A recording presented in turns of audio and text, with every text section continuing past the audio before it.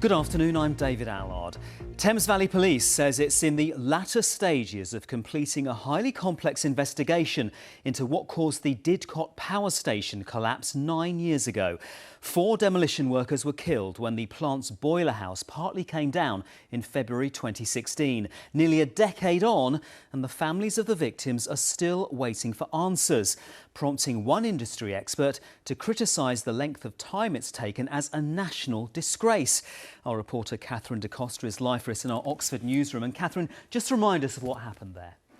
Yes, the disused coal-fired power station was being prepared for demolition when it partially collapsed on the 23rd of February 2016. 4 workers were killed.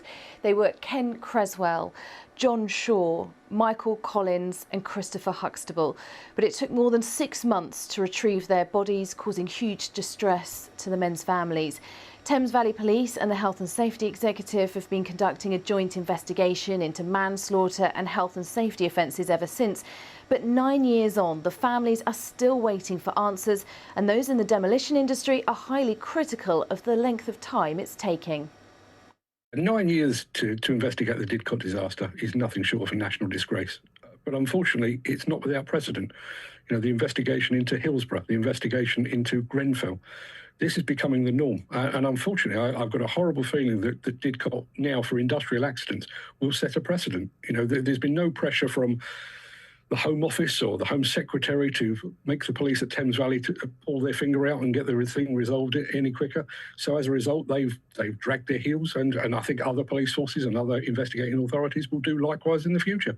Well, the Home Office declined to comment while an investigation's underway. The Thames Valley Force said in a statement that the scale of its investigation is almost unprecedented. To give you an idea, the officers have analysed over 6,500 exhibits, 90,000 images and conducted over 180 hours of recorded interviews.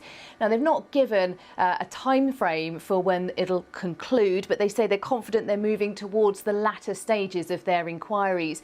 Well, the MP for Didcot and Wantage says it's important to get on with the job. Well, it's very frustrating for everybody involved, and of course, most tragically for the families of people who lost their lives. We do need the police and the Health and Safety Executive to conclude their investigation so that we can learn the lessons and get justice if that's what they deem appropriate. But they do need time to conclude it, and they are best placed to understand what those processes and timescales are. For the families, the wait for justice continues. Catherine Dicot in Oxford, thank you.